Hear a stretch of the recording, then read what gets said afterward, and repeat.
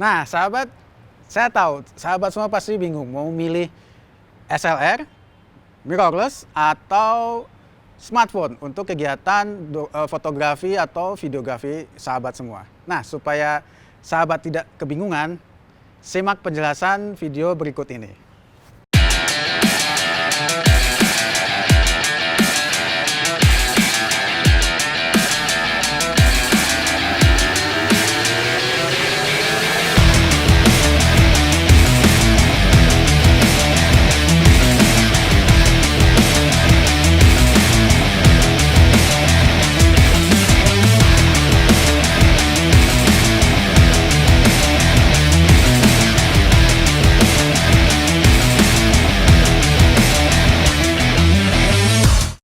Supaya sahabat tidak kebingungan memilih peralatan fotografi untuk keperluan traveling sahabat semua, ini saya akan membandingkan 3 peralatan yang biasanya digunakan oleh para traveler.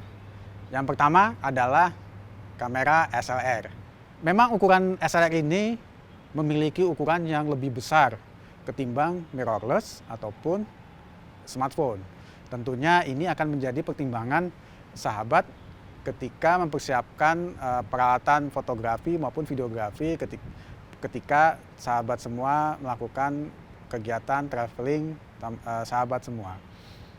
Nah, SLR ini walaupun ukurannya besar, tapi dia memiliki kelebihan, yakni SLR itu memiliki bodi yang sangat tangguh. Dia bisa digunakan di segala macam situasi. SLR itu memiliki bodi yang sangat tangguh, kuat, dan dia bisa digunakan di medan-medan yang sangat ekstrim, ke gunung, masuk ke dalam goa, atau misalnya keadaan cuaca itu sedang gerimis rintik-rintik gitu ya. Nah, ternyata SLR ini masih sangat diandalkan untuk kondisi-kondisi yang sangat ekstrim. Jadi karena bodinya tadi yang sangat besar, tapi dia memiliki sistem perlindungan yang sangat kuat. Jadi cenderung lebih aman menggunakan sistem SLR ketika kita berada di kondisi-kondisi ekstrim. Ukuran kamera SLR itu memang terlihat lebih besar karena SLR memiliki sistem pantulan cermin yang ada di dalam sistem kamera. Jadi apa yang kita lihat di lensa, yang dipantulkan oleh lensa menuju sensor, itu dipantulkan dulu melalui cermin. Makanya bodi-bodi dari SLR ini pasti lebih besar ketimbang mirrorless maupun smartphone. Nah, ini bisa menjadi pertimbangan sahabat semua nih. Apakah menggunakan SLR atau mirrorless ataupun smartphone itu akan membutuhkan banyak tempat, atau tas, kita perlu banyak bawa tas untuk melakukan traveling kita. Nah, itu bisa menjadi pertimbangan sahabat semua. Nah, walaupun ukurannya besar, SLR ini memiliki kekuatan di focusing. Focusingnya SLR ini cepat dan akurat.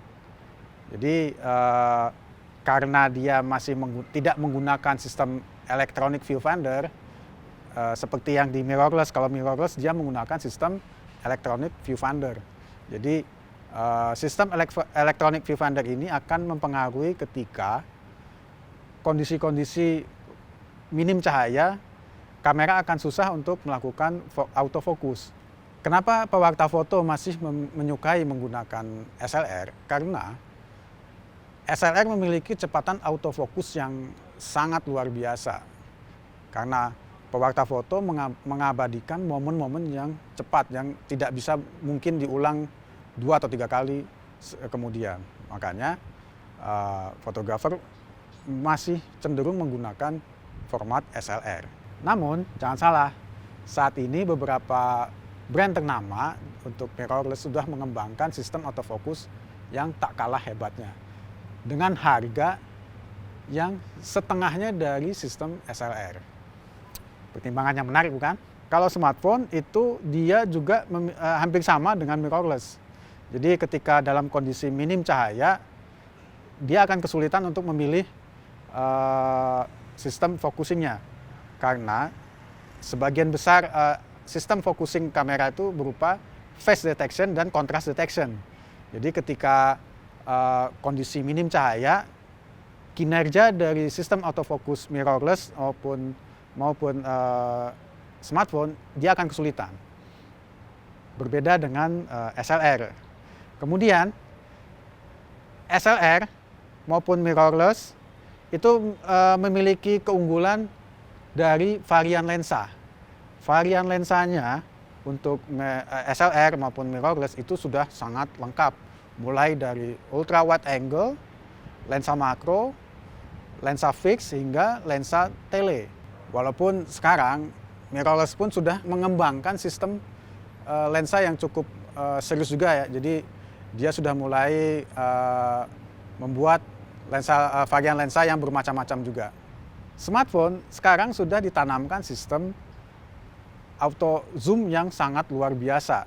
Jadi saat ini beberapa vendor kamera sudah menanamkan sistem zoom 6 sampai 60 kali, digital zoom 60 kali dengan kualitas gambar yang masih bisa layak untuk kita nikmati. Nah, karena lensanya ini bermacam-macam, tentunya ini juga menjadi pilihan sahabat ketika melakukan traveling ya. Oke, kemudian kamera SLR, mirrorless, dan smartphone ini ada sedikit perbedaan ketika kita gunakan untuk videografi. Nah, sistem stabilizer itu saat ini hampir beberapa vendor-vendor kamera ternama itu sudah menanamkan sistem stabilizer di dalam bodi kamera.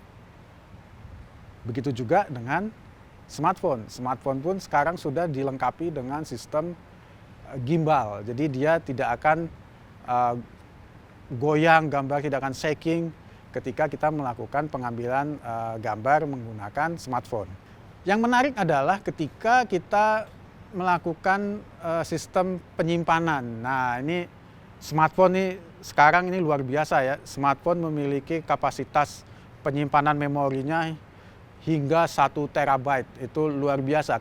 Teman-teman bisa menyimpan file foto dan video ketika traveling itu lebih aman.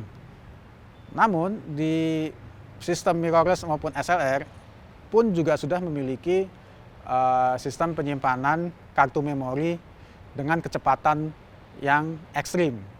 Jadi kecepatannya itu luar biasa untuk merekam gambar dan videografi. Baterai, nah ini dia.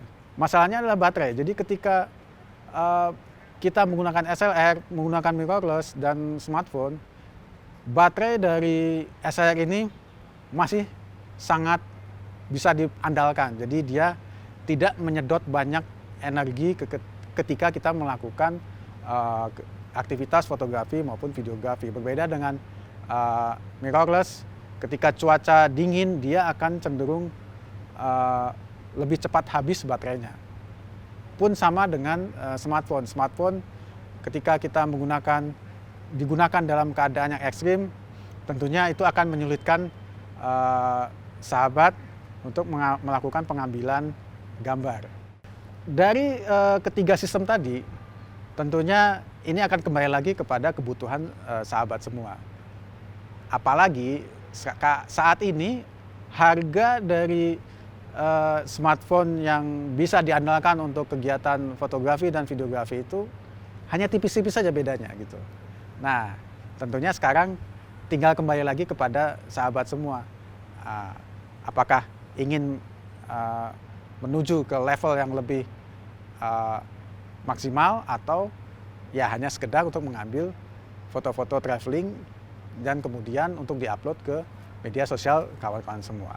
Nah, di era sosial media sekarang, smartphone itu menjadi pertimbangan yang utama ya, karena melalui smartphone kita bisa langsung membagikan karya foto ataupun video itu melalui aplikasi jejaring sosial seperti Instagram, Facebook, Twitter, TikTok ya.